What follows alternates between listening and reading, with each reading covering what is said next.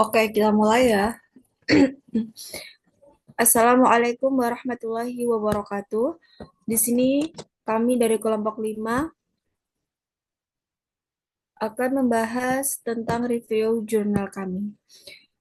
Untuk anggota kelompok kami yaitu saya sendiri Indah Sulastri, kemudian ada Yuyun Aulia, kemudian ada Kak Latifah. Nah, di sini judul saya yaitu adalah tinjauan aspek pajak penghasilan atas transaksi instrumen keuangan derivatif swap. Nah, kemudian penulis jurnal ini yaitu Manggoting.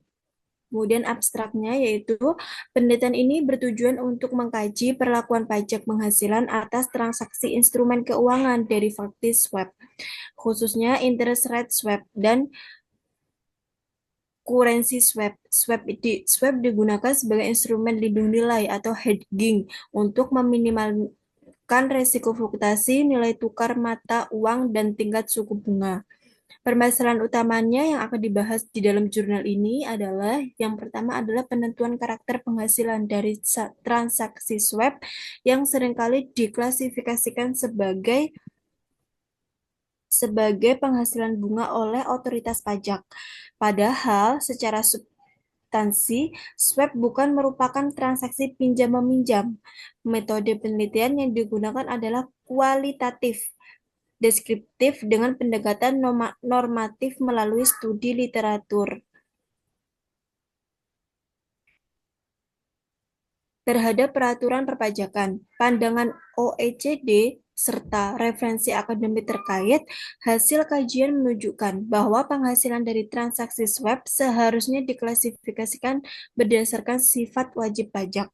Apabila dilakukan oleh lembaga keuangan seperti bank, penghasilan swap merupakan penghasilan usaha, sedangkan bagi perusahaan non-keuangan dapat dikategorikan sebagai capital gain atau penghasilan lain-lain. Nah, kemudian metode penelitiannya yang digunakan di dalam jurnal ini yaitu tinjauan aspek pajak penghasilan atas transaksi instrumen keuangan derivatif swap. Adalah penelitian kualitatif deskriptif dengan pendekatan normatif. Penelitian ini tidak menggunakan data empiris atau pengajuan statis, melainkan dilakukan secara melalui studi kepustakaan atau library research. Data yang digunakan berupa data sekunder yang diperoleh dari satu peraturan perundang-undangan perpajakan di Indonesia, khususnya Undang-Undang Pajak Penghasilan atau model tax convention dan pedoman perpajakan internasional dari OECD dan PBB, buku teks dan jurnal ilmiah yang membahas instrumen keuangan derivatif, swap, dan perpajakan. Kemudian teori yang digunakan yang pertama yaitu teori instrumen keuangan derivatif. Teori ini menjelaskan bahwa instrumen keuangan derivatif termasuk swap digunakan sebagai alat lindung nilai atau hedging untuk meminimalkan risiko akibat fluktuasi nilai tukar mata uang dan tingkat suku bunga. Swap tidak bertujuan untuk memperoleh dana, melainkan untuk mengalihkan dan mengelola risiko keuangan. Teori ini digunakan untuk menegaskan bahwa swap bukan transaksi pinjam-meminjam. Kemudian yang kedua ada teori lindung nilai atau hedging teori.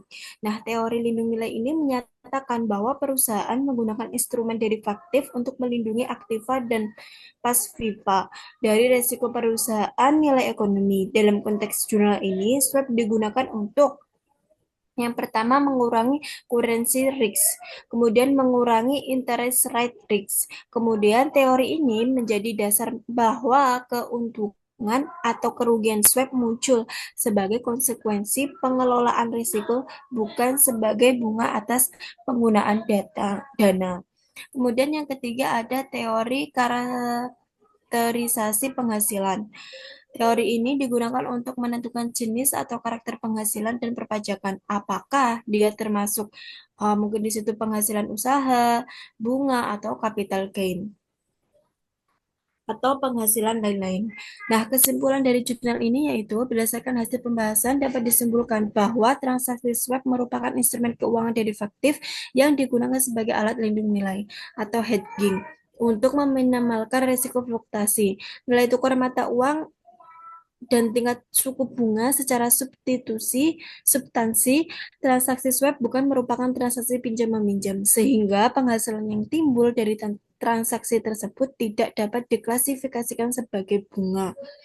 Penentuan karakter penghasilan dari transaksi swab seharusnya didasarkan pada sifat natural wajib pajak. Apabila transaksi swab dilakukan oleh lembaga keuangan seperti bank, maka penghasilan yang diterima merupakan bagian dari aktivitas usaha utama dan diklasifikasikan sebagai penghasilan usaha. Sebaliknya, apabila transaksi swab dilakukan oleh perusahaan non keuangan, untuk tujuan lindung nilai, maka penghasilan yang timbul dan dikategorikan sebagai capital gain atau penghasilan lain-lain. Oleh karena itu, eh, diperlukan pengaturan perpajakan yang lebih jelas dan spesifik terkait transaksi instrumen keuangan derivatif swap agar tercipta keadilan, kepastian hukum, dan netralitas pajak serta tidak menghambat perkembangan pasar keuangan derivatif di Indonesia. Kemudian kekuatan jurnal ini yaitu yang pertama membahas tentang konseptual yang mendalam. Kemudian yang kedua, integrasi teori dan regulasinya nasional. Analisis perpajakan tidak hanya didasarkan pada Undang-Undang Pajak Penghasilan Indonesia, tetapi juga mengacu pada model Tax Convention of OECD dan PBB, sehingga memperkuat landasan teoritis dan komparatif. Kemudian yang ketiga, kritik yang jelas terhadap praktik perpajakan perlu secara tegas mengkritisi kecenderungan mengklasifikasikan bahwa penghasilan swab sebagai bunga dengan argumentasi logis bahwa swab bukan transaksi pinjam meminjam. Kemudian yang keempat yaitu relevan untuk kajian perpajakan dan keuangan. Jurnal ini sangat relevan bagi penelitian di bidang akuntansi perpajakan, manajemen risiko dan instrumen keuangan derivatif khususnya terkait isu lindung nilai. Kemudian ada kelemahannya. Nah, kelemahannya ini yang pertama adalah data dari regulasi relatif sudah lama, karena jurnal tersebut terbit tahun 2003 sehingga belum mencerminkan perkembangan terbaru terkait regulasi perpajakan. Kemudian yang kedua, tidak menggunakan data empiris. Penelitian ini bersifat konseptual dan normatif, sehingga tidak didukung oleh data empiris atau studi kasus aktual yang dapat memperkuat hasil analisis. Kemudian yang ketiga, belum membahas implementasi praktis secara rinci. Judul ini belum menguraikan secara mendalam praktik penerapan pajak atas transaksi swab di lapangan, termasuk tantangan administrasi perpajakan yang dihadapi wajib pajak. Kemudian yang keempat, ruang lingkup terbatas pada swab. Pembahasan hanya berfokus pada instrumen swap sehingga belum membandingkan dengan instrumen derivatif lain seperti forward, futures, dan option. Itulah review jurnal dari saya. Untuk selanjutnya akan dilanjutkan oleh teman saya. Di sini saya akan melanjutkan mereview jurnal dengan judul Jurnal Faktor-Faktor yang Berpengaruh Terhadap Penggunaan Swap Suku Bunga atau Studi pada Bank Konvensional di Indonesia dengan penulisnya Kadek Leni Puspita Dewi dan juga Nyoman Abundati. Di sini abstraknya penelitian ini bertujuan mengidentifikasi faktor-faktor yang mempengaruhi penggunaan swap suku bunga pada bank konvensional di Indonesia periode 2011 sampai 2015. Variabel independen yang digunakan meliputi ukuran bank, kualitas aset atau NPL, performa pendapatan atau ROA, resiko suku bunga, dan kepemilikan institusional dengan swap suku bunga sebagai variabel dependen. Sampel terdiri dari 16 bank konvensional yang dipilih menggunakan metode purposive sampling. Teknik analisis yang digunakan adalah analisis regresi linear berganda.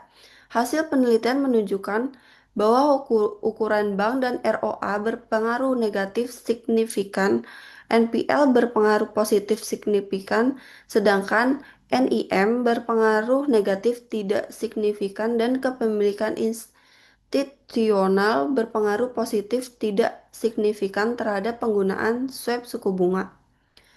Lalu, jurnal ini menggunakan metode penelitian Data sekunder yang bersumber pada laporan keuangan tahunan bank konvensional yang dipublikasikan melalui www.idx.co.id dan www.b.go.id.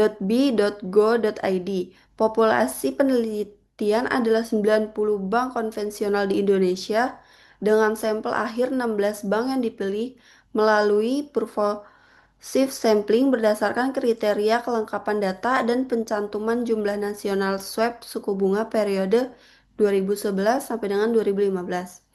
Menghasilkan 80 observasi, metode analisis data meliputi statistik deskriptif dan uji asumsi klasik. Teknik analisis utama menggunakan regresi linear berganda dengan uji F atau simultan dan uji T atau parsial pada tingkat signifikan 5%. Lalu model regresi yang dibangun adalah IRS sama dengan 1,140 dikurang 0,079 size plus 0,081 NPL, 0,077 ROA, 0,014 NIM, lalu plus 0,0710. Lalu di sini pada jurnal ini teori yang digunakan ini berfokus pada konsep swap suku bunga sebagai instrumen derivatif untuk lindung nilai atau hedging terhadap resiko finansial, khususnya resiko suku bunga. Swap suku bunga didefinisikan sebagai perjanjian pertukaran arus kas periodik berdasarkan suku bunga tetap dan mengambang dengan nilai prinsipal tertentu. Penelitian mengadopsi kerangka teoris yang mengidentifikasi determinan penggunaan swap suku bunga. Teori agensi digunakan untuk menjelaskan peran kepemilikan institusional dalam pengambilan keputusan hedging. Konsep manajemen risiko di perbankan juga menjadi basis teori di mana bank menghadapi risiko ekonomi makro dan mikro yang memerlukan strategi mitigasi. Penelitian ini juga menggunakan teori skala ekonomi untuk menjelaskan hubungan bank dengan keputusan hedging serta teori profitabilitas dan kualitas aset dalam konteks manajemen risiko perbankan. Lalu, uji hasil dari jurnal ini adalah hasil uji regresinya menunjukkan nilai adjust R pangkat 2 sebesar 0,204 atau 20,4% yang berarti variabel independen mampu menjelaskan 20,4% variasi penggunaan swap suku bunga. Sedangkan 79,6% dijelaskan pada variabel lain di luar model. Secara parsial, ukuran bank berpengaruh negatif signifikan, menunjukkan bank besar lebih mampu mengelola resiko tanpa menggantung pada swap. NPL berpengaruh positif signifikan. Seperti ini, lalu mengidentifikasi bank dengan kualitas aset buruk lebih membutuhkan instrumen lindung nilai. Lalu ROA berpengaruh negatif signifikan, yaitu seperti ini. Di sini itu 0,77, P-nya 0,46. Itu menunjukkan bank dengan profitabilitas tinggi kurang memerlukan hedging. Sementara itu, NIM berperan negatif tidak signifikan dan kepemilikan institusional berpengaruh positif tidak signifikan. Secara simultan, model penelitian layak digunakan. Temuan ini memberikan implikasi praktis bahwa investor perlu memperhatikan ukuran bank, kualitas aset, dan performa pendapatan dalam menilai kemampuan manajemen risiko bank. Selanjutnya akan dilanjutkan oleh jurnal teman saya. Oke, baik. Selanjutnya saya akan mereview jurnal dengan judul Analisis Perbandingan Hedging Swap Kontrak dengan Option Kontrak untuk meminimalisasi kerugian selisih kurs falas dalam pembayaran hutang import. Penulisnya yaitu Zainora. Nah, dalam abstraknya, Penelitian membahas perlunya hedging untuk mengelola risiko fluktuasi nilai tukar rupiah dalam kegiatan investasi dan perdagangan internasional. Hedging adalah teknik manajemen risiko menggunakan instrumen derivatif untuk mengkompensasi perubahan nilai wajar atau arus kas. Penelitian ini bertujuan membandingkan currency swap kontrak dan option kontrak untuk menentukan metode hedging yang lebih efisien dalam meminimalkan kerugian. Poin-poin pentingnya, yang pertama hedging. Hedging yaitu teknik manajemen risiko menggunakan instrumen derivatif untuk mengompensasi perubahan nilai wajar atau arus kas aset dan kewajiban di masa depan. Nah, yang kedua, swap kontrak atau perjanjian pertukaran arus kas falas melalui pembelian atau penjualan tunai dan berjangka secara berkelanjutan dengan bank yang sama untuk mendapatkan kepastian kurs. Yang ketiga, option kontrak atau kontrak yang memberikan hak bukan kewajiban untuk membeli, call, atau menjual put aset pada harga tertentu dalam jangka waktu tertentu. Nah, kembali ke metode. Metode yang digunakan yaitu menggunakan pendekatan konseptual paper dengan metode studi pustaka atau literatur review berdasarkan data sekunder dari text box atau publikasi ilmiah. Penelitian ini bersifat kualitatif deskriptif dengan mengkaji teori instrumen derivatif dalam konteks perdagangan internasional. Teori-teori yang digunakan yaitu yang pertama forward contract. Forward contract atau perjanjian privat antara dua pihak untuk menyerahkan aset dan tanggal dan harga tertentu di masa depan. Yang kedua, future contract atau kontrak standar yang diperdagangkan di bursa terorganisir. Berbeda dengan forward karena bentuknya sudah baku. Yang ketiga, option contract atau kontrak yang memberikan hak bukan kewajiban untuk membeli atau menjual valuta pada strike price tertentu. Call option untuk hedge hutang, put option untuk hedge piutang. Hutang premium dipengaruhi oleh course spot atau dipengaruhi oleh course spot, waktu jatuh tempo, dan variabilitas valuta. Yang keempat, swap contract atau kesepakatan pertukaran arus kas dengan 3 tahapan. Yang pertama, pertukaran pokok awal, pembayaran bunga, dan pengembalian pokok.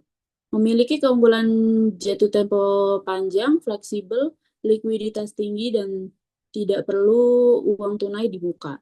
Yang kelima, peneliti terdahulu ada dari Alayanis dan Ovex 1997, Goswami dan Srikande 2007, ada penelitian Geki et al. 1996 yang mendukung efektivitas currency derivatives untuk hedging. Nah, hasil dari pembahasan jurnal ini, yang pertama yaitu jurnal ini menjelaskan mekanisme kedua instrumen dengan contoh perhitungan. Yang pertama ada option kontrak. Nggak kelihatan ya. Nanti potong aja ya yang salah, Kak. Maaf. Aku ulang yang ini ya, yang hasil pembahasan. Nanti aku buka dulu.